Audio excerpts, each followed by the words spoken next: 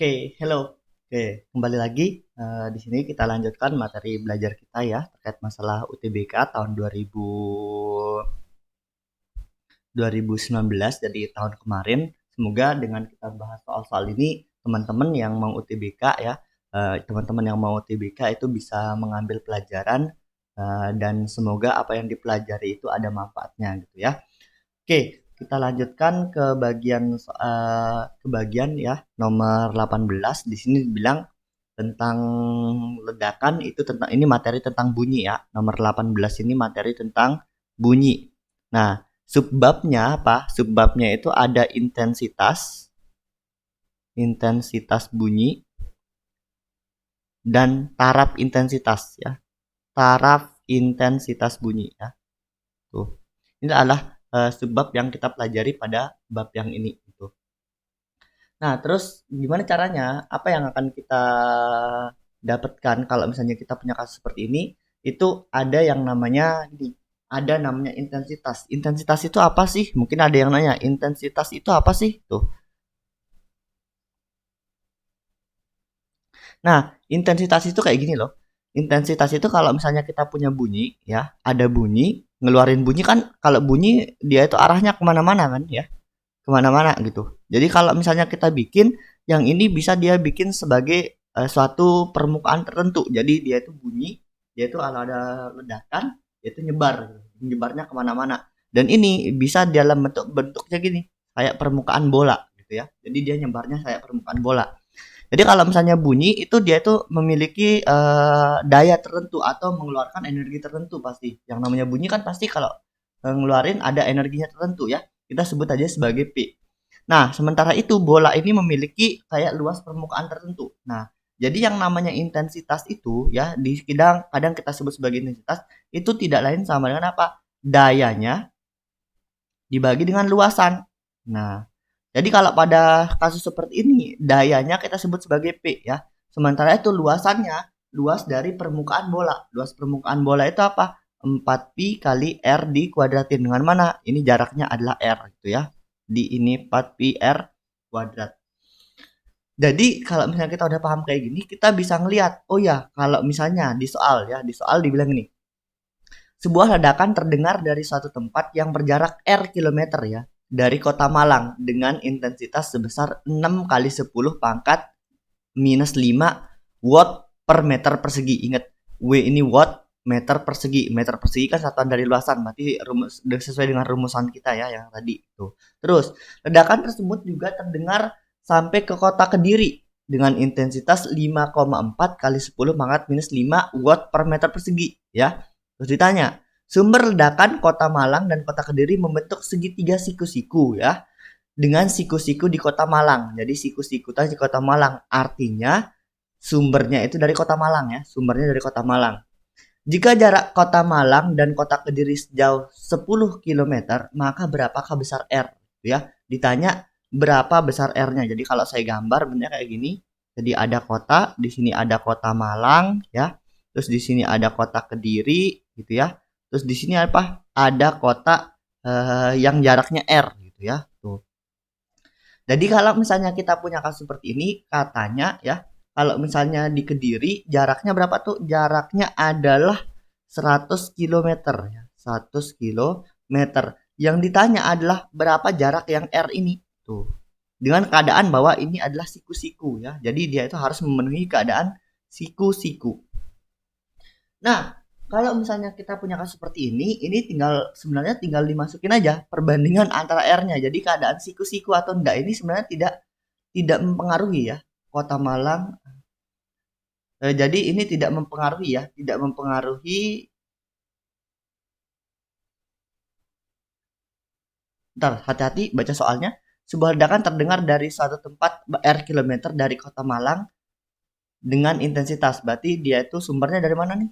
Ingat, dari kota Malang ya. Ledakan tersebut juga terdengar sampai kota Diri dengan. Nah, karena hati-hati ketika kita kasus kayak gini, ada dua kemungkinan yang kita bisa lihat dari soal ini. Dari ketika kita baca di sini nih.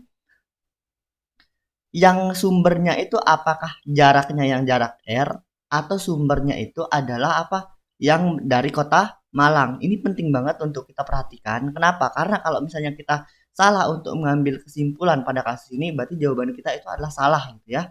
Nah, jadi contoh. Sekarang kita lihat dulu perbandingan.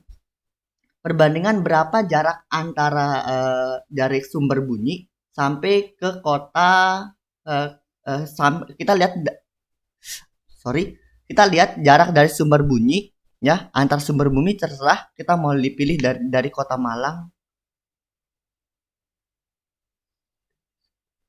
Oke, kita lihat dari sumber bunyi, kita anggap kota Malang gitu ya. Jadi kita pakai perbandingan aja. Perbandingannya gimana? Tinggal lihat, berarti kita jarak dari misalnya M ke R dan dari sumber bunyi dari Malang ke Kediri itu sama dengan M ke R dan M ke Kediri, M ke K ya. Jadi kalau misalnya di M ke Kediri, berarti kita bakal punya intensitas I-nya sama dengan apa? Sama dengan daya dibagi dengan apa? Yang dicari 4pi dikali R kuadrat. Sementara kalau di sini I-nya sama dengan apa? P dibagi dengan apa? Dibagi dengan 4pi dikalikan dengan 100 1 kuadrat. Tuh. Seharusnya oh ya, ini mungkin ada soal yang lebih baik kalau misalnya kita mau ngubah ya. Ini mungkin lebih tepat katanya bukan dari tapi di ya. Sebuah ledakan terdengar di suatu tempat yang berjarak R dari kota Malang ya. Tuh, di suatu tempat yang ini di ya. Kalau misalnya kita ganti di ini lebih lebih jelas kalau misalnya kita dengar sebuah ledakan terdengar dari suatu tempat yang berjarak R dari kota Malang dengan intensitas gini. Jadi sumbernya itu jelas. Kalau misalnya kita pakai kata di sini jelas gitu ya. Atau dengan kata lain kita ngubah suatu atau kalau misalnya soal kebalikannya suatu ledakan terdengar di kota Malang ya, di kota Malang yang berjarak R dari satu kota gitu ya. Jadi sumbernya jelas nanti dari mana gitu. Nah, kita coba dulu kita pakai konsep yang kayak gini ya. Dari Malang ke R dan Malang ke itu. Jadi kalau misalnya saya masukin tinggal dimasukkan saja. Terus berarti kita bakal punya ya, tinggal pakai perbandingan saja, cara paling enaknya pakai perbandingan ya. Berarti 6 kalau misalnya yang pertama kan 6 kali 10 pangkat minus 5 ya. Sama dengan apa? Sama dengan P dibagi dengan 4pi R kuadrat ya. Dibagi dengan apa? Yang satunya lagi di 5,4 kali 10 pangkat minus 5 dibagi dengan apa? P dikali dengan 4P dibagi dengan apa? 4pi dikali 100 kuadrat. Jadi nanti satuan R-nya ini dalam bentuk kilometer ya. Kita bikinnya dalam bentuk kilometer. Jadi kalau misalnya coret ini semuanya pangkat 5-nya coret, P-nya coret, 4pi-nya coret. Jadi tinggal kita balik berarti sama dengan 6 per 5,4 sama dengan apa? Sama dengan kita masukin ini ke atas berarti sama dengan 100 kuadrat dibagi dengan R kuadrat. Berarti kalau misalnya kita bikin R-nya sama dengan apa? Sama dengan 100 kuadrat dikali dengan apa? 5,4 dibagi 6. Jadi kalau misalnya ini saya bagi sama-sama 0,6 atau tak bikin jadi kayak gini sama dengan ini R kuadrat ya. Jadi dikali dengan 54 dibagi dengan 60 gitu ya. Nah, jadi kalau misalnya saya masukin ini 54 per 60 itu kan sama dengan gini. R kuadrat itu sama dengan 100 kuadrat ya. Dikali dengan apa? Dikalikan sama-sama dibagi 6, sama-sama dibagi 6 berarti 9 ya. 9 per 10. Berarti R-nya itu sama dengan apa? 10 pangkat 2 dikali dengan 9 per 10. Tapi ini diakarkan. Berarti R-nya sama dengan apa? 100 kali 3 ya. Kan kuadrat 100 kuadrat itu kalau diakarnya jadi 100 ya. Dibagi dengan akar 10. Oke, coba kita lihat jawabannya ada nggak? Oh, ternyata belum ya. Jadi pada kasus seperti ini belum ya. Nah, terus gimana? Ada kemungkinan yang dia itu pada kasus ini berubah ya. Nah, sekali lagi. Jadi kalau misalnya kalian belajar, gunakanlah yang ada kunci jawabannya. Jadi kalau misalnya kalian ngoret-ngoret seperti yang saya lakukan seperti ini, lihat. Ini kan ada yang salah gitu ya. Saya cari di sini jawabannya apa? Seharusnya 300 per 10 akar 10 gitu ya. Tapi di pilihan ternyata nggak ada. Oh ya, kita udah ngitung capek-capek gitu. Kalau misalnya kita malas, kita kan udah tahu caranya nih. Kita udah bisa mikirin caranya. Lihat kunci jawabannya. Coba lihat. sumbernya. Nah, ternyata apa yang salah dari pernyataan kita itu kita menentukan sumber ya. Jadi kalau misalnya kita itu ternyata dia itu sumbernya dari Malang ya. Ternyata sumbernya bukan dari Malang, tapi ternyata sumbernya dari jarak R itu ya. Nah, jadi ini harusnya kalau misalnya kita bikin di pertanyaannya itu sebuah eh, sebuah ledakan terdengar di Kota Malang dari suatu tempat yang berjarak R ya, suatu tempat yang berjarak R itu maksudnya. Makanya kita gambar. Nah, kalau misalnya kita udah punya kasus seperti itu, udah ngerti tentang yang itu enak ya. Tinggal kita masukin kayak gini. Berarti ini sumber ya. Jadi kalau misalnya kita pakai sumber, ini ada Kota Kediri, ini ada Kota Malang, siku-sikunya di sini katanya ya. Berarti di Kota Malang ada, di Kota Kediri ada ya. Terus ini jaraknya adalah 100 kilometer. Artinya kita bisa cari tahu berapa yang ini, berapa yang ini ya. Nah, jadi kalau misalnya kita lihat sini tuh, caranya sama kan dengan saya tadi. Tinggal kita pakai perbandingan ya. Pakai perbandingan, oh ya ternyata hasilnya seperti ini, tinggal dimasukin berarti 10/9 gitu ya. Oke, ini dia pakai persamaan kuadrat ya, pakai persamaan kuadrat tuh. Jadi kayak gini dapatnya. Jadi kalau misalnya kita mau langsung juga bisa ya. Terserah kita tulis ini sebagai X, ini sebagai Y misalnya gitu ya. Jadi kalau misalnya saya tulis di Kota Kediri dia tuh terdengarnya 5,4 tadi. 5,4 berarti kita tulis ini sama dengan I Kediri dibagi dengan I di Malang ya. Sama dengan apa? Sama dengan P dibagi dengan apa? Dibagi dengan kalau di Kediri berarti kan X ya. X kuadrat dibagi dengan apa? 4Pi kali X kuadrat ya. Dibagi dengan apa? P dibagi dengan 4Pi dikali Y dikuadratin. Coret-coret semua sama kayak tadi tuh. Ingat caranya sama ya tuh. Jadi caranya sama. Jadi kalau misalnya kita udah ngerti kita bisa langsung cari. Ini sama dengan 5,4 kali 10 pangkat minus 5 dibagi dengan 6 kali 10 pangkat minus 5 sama dengan apa? Sama dengan Y kuadrat dibagi dengan X kuadrat. Nah, ketentuannya bahwa ingat karena dia siku-siku berarti kayak gini ya. Ini kita punya 100 km di sini. Berarti kita bakal punya hubungan lainnya bahwa X itu sama dengan X kuadrat sama dengan apa? Sama dengan Y kuadrat ditambah dengan 100 kuadrat. Ya nggak? Kan siku-siku, segitiga siku-siku. Ini kayak gini persamaannya. Di ini kita bisa ganti tuh ya. Yang ditanya kan dari Kota Malang, berarti yang ditanya dari Kota M nih, berarti yang tanya Y-nya, berarti yang kita ganti adalah bagian yang X ya. X-nya yang kita ganti, berarti ini sama dengan apa? 54 dibagi 60, itu sama dengan apa? Sama dengan Y kuadrat dibagi dengan Y kuadrat ditambah dengan 100 dikuadratin tuh. Jadi kalau misalnya kita masukin, ini jadinya apa tuh? 54 itu berarti sama kayak tadi, berarti ini sama dengan 9/10 ya, sama-sama dibagi 6. Ini dikalikan dengan Y kuadrat ditambah dengan 10 100 dikuadratin sama dengan Y kuadrat. Nah, kita punya kayak gini. Cara enaknya apa? Ini kali dulu ke sini ya. Jadi sama dengan apa? 9Y kuadrat ditambah dengan 9 kali 100 kuadrat itu sama dengan apa? 10Y kuadrat. Oh ya, ternyata ini Y-nya harus digabung ya. Berarti sama dengan apa? 9 kali 100 kuadrat sama dengan apa? 10Y kuadrat dikurangi dengan 9Y kuadrat gitu. Berarti kalau misalnya kita tulis apa? Sisanya ini Y kuadrat doang ya. Y kuadrat sama dengan 9 kali 100 kuadrat. Jadi kalau Y sama dengan akar dari 9 kali 100 dikuadratin. Nah, akar 9 berapa? Akar 9 itu adalah 3.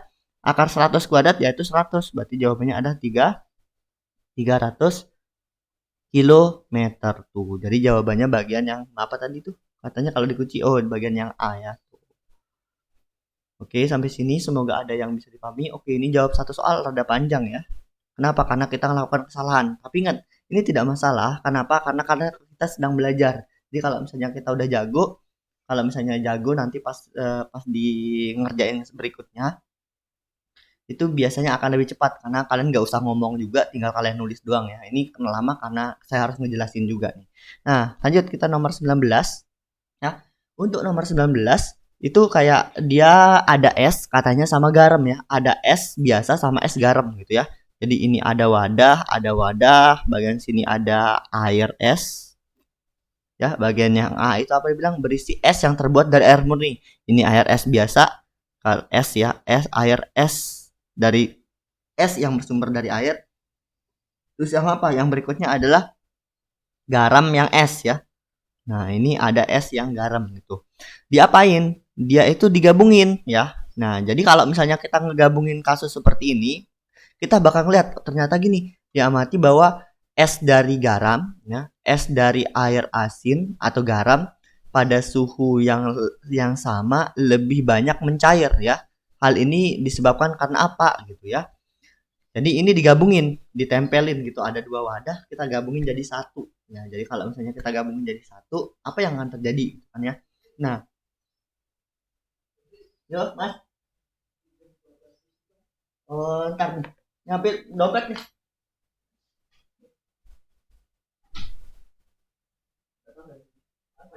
Ada bayar apa?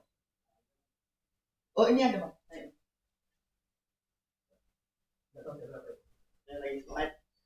Oke ya. Nah, sorry, ada temen mau pinjam uang. Oke. Nah, jadi kalau misalnya kita punya kasus seperti ini, punya kasus seperti ini ya, ada air es sama garam. Nah, jadi kalau misalnya kita punya kayak gini, kita bisa gambar ya, gambar tentang garis dari ini deh, gambar dari garis yang kita punya. Oke, air es itu berarti dia itu punya titik titik lebur 0 derajat ya. Berarti air es yang biasa kan itu titik leburnya di 0 derajat.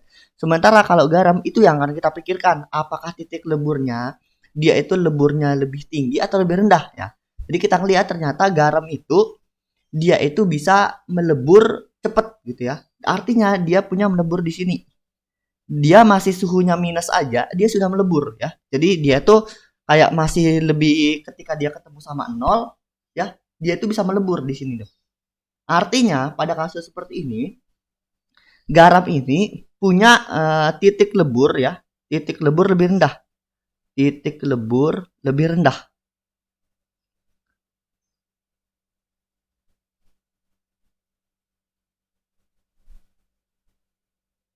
Sorry. Nah, coba lihat. Sorry, ini mungkin ada kesalahan sedikit ya.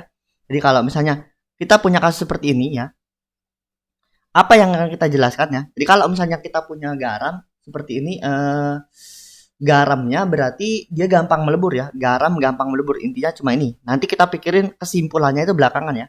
Garam gampang melebur ya. Gampang melebur. Dibandingkan berarti ini air susah ya. Air susah melebur ya. Susah melebur. Ini kesimpulan yang bisa kita ambil dari kasus kayak ini. Artinya kalau misalnya kita butuh seperti ini ya, titik leburnya yang ini, titik leburnya lebih rendah. Titik lebur lebih rendah. Nah, ini ada pilihan, bisa jadi pilihan ini. Artinya ini dibandingkan dengan ini ya. Nah, artinya kalau misalnya kita punya kasus seperti ini, kita punya ada yang namanya kalor lebur ya. Kalor lebur itu L. L itu tidak lain kalau air itu contoh kita punya L itu M kali L gitu ya. Kalau di sini betulnya kan ini salah. Q itu sama dengan L kali L. Kalor lebur. Nah, Q sama dengan M kali L. Inilah yang kita cari, yang kita pikirin tuh. Artinya kalau dia kalor leburnya tinggi, kalor lebur tinggi, kalor lebur tinggi itu butuh banyak kalor ya. Butuh banyak kalor. Kalor untuk mencair. Nah, jadi kalau misalnya L-nya gede, berarti untuk mencairnya kan dia itu susah karena butuh banyak kalor. Nah, pada kasus seperti ini coba lihat. Ternyata yang lebih susah mencair itu adalah air ya. Sehingga kita bisa tulis kalor leburnya itu air itu lebih tinggi ya. Salah, kalor leburnya lebih tinggi. Kalor lebur air lebih tinggi. Jadi L-nya ini apa namanya? Konstantanya ya. Konstanta leburnya itu lebih tinggi. Karena dia butuh banyak kalor untuk mencair. Sementara itu kalau di garam itu lebih gampang melebur. Nah, jadi apa yang jawabannya? Nah, coba kita lihat kalau misalnya di jawaban dia dibilang apa nih?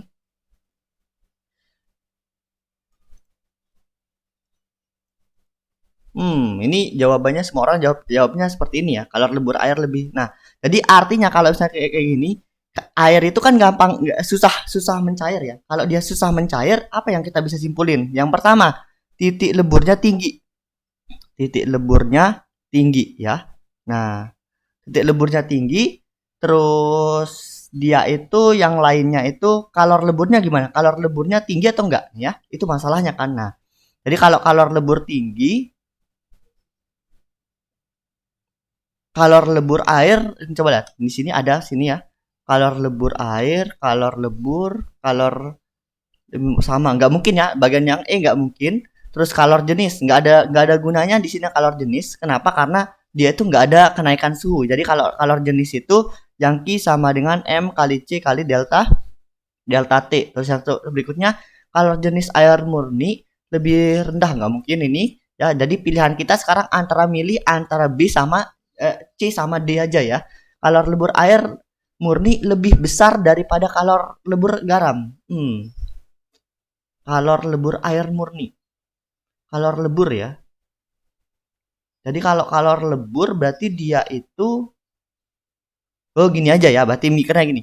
Kalau kalor leburnya tinggi, kalor lebur dia itu gampang melebur atau susah melebur ya.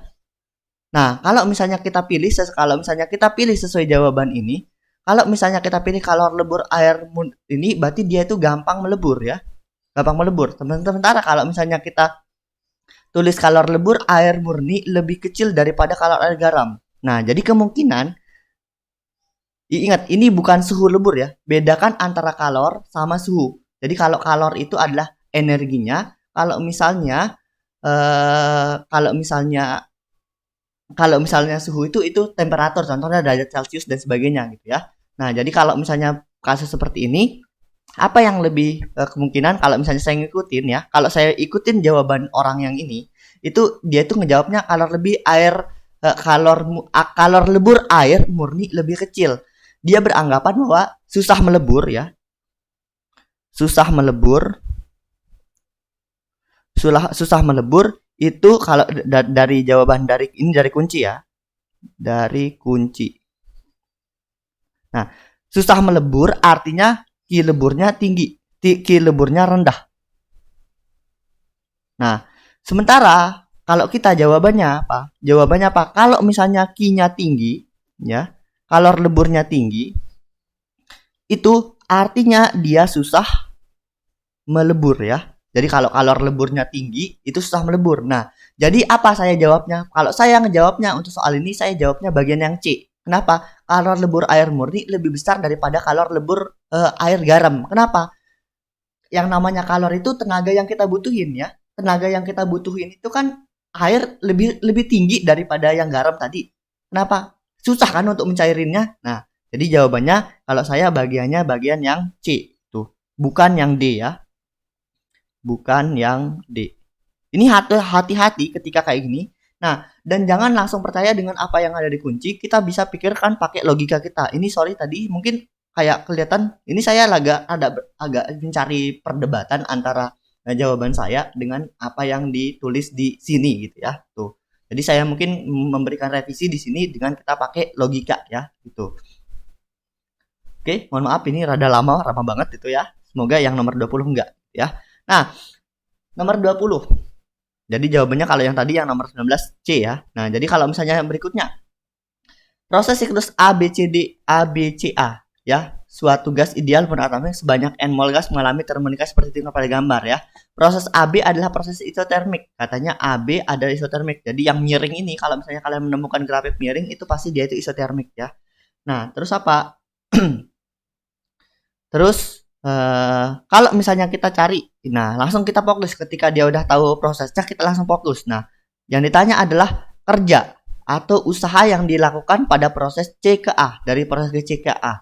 Nah, yang namanya perubahan W ya, itu namanya usaha. Usaha itu sama dengan F kali S. Biasanya ini kalau di gaya itu F kali S. Jadi kalau saya ganti F itu sama dengan tekanan dikali luasan. Berarti ini sama dengan P kali A dikalikan dengan S. A kali S itu adalah volume, berarti ini V kali volume. Jadi kalau misalnya ditulis kadang kita terus gini, V kali delta P. Ini adalah usaha yang biasa kita lakukan gitu ya. Jadi kalau misalnya pada kasus itu ternyata P-nya adalah P2 ya. Tekanannya dari A ke C, dari sini dari A ke C itu C ke A itu adalah tekanannya P2. Tinggal ditulis. Delta P-nya berubah dari apa? Dari 2 ke 1. Berarti artinya apa? V1 di V2. Ingat yang namanya perubahan itu akhir dikurangi awal ya, akhir kurang awal. Nah, jadi coba lihat. Persamaannya akan bentuknya seperti ini ya. Tangan P2 kali V2 minus V2 gini ya. Nah, tapi pada kasus seperti ini kita nggak tahu ya. Kita ternyata di sini di pilihannya nggak ada. Jadi kita harus mikir sekarang. Pikirin apa? P2 kali V1 dikurangi dengan P2 kali V2. Apa yang bisa kita ubah dari sini ya? Yang kita bisa ubah adalah apa? Ada seperti ini. Dimana kita punya hubungan ya. Kalau misalnya kita punya P2 kali V2 ya. V2 kali V2 dan kita punya yang kasusnya apa? Ada proses katanya di sini ya. Jika T adalah keadaan A dan gas umum jadi jika T adalah suhu gas ketika berada di A dan konstanta gas umum adalah R. Nah, jadi yang bisa kita ubah adalah bagian titik A. Titik A itu kita bisa ubah apa? Pakai persamaan gas ideal PP sama dengan nRT. Tapi untuk yang di A ya, di titik A, di titik A, di titik A gitu ya. Jadi kalau misalnya kita punya kasus seperti ini, P di A itu adalah tekanan P2, berarti P2 volume di A adalah V1, V di 1. Ini sama dengan nRT gitu. Jadi yang bisa diubah apa? Bagian yang depan, bagian yang ini ya. Jadi kita tinggal kita ubah jadi sama dengan apa? nRT dikurangi dengan apa? Nah, jadi kita bakal punya usahanya sama dengan P2 kalau P2. Nah, kita lihat jawabannya mana nih? Sama dengan nRT P2. Nah, jawabannya adalah bagian yang E ya, bagian yang E. Tuh, coba kita lihat kuncinya apa dia bilang? Oke, sama. Oke, jadi kita nggak perlu perdebatin ya, kayak soal yang di nomor 19. Ini sering banget, ini kadang kita membingungkan dan perhatikan baik-baik di sini ya. Dia mengatakan kalor lebur. Kenapa? Karena ada tipe soal yang satunya lagi dia memakai titik lebur ya, titik lebur air ya. Nah, kalau misalnya kita bilang titik lebur air murni lebih tinggi nanti ya, tuh. Jadi harus diperhatikan pada kasus seperti ini, yang ini, tuh. Oke. Ini udah 26 menit. Mungkin kita cukupkan dulu, istirahat dulu ya. Mungkin kita nanti lanjutin. Atau silakan kalau ada yang mau ditanyakan.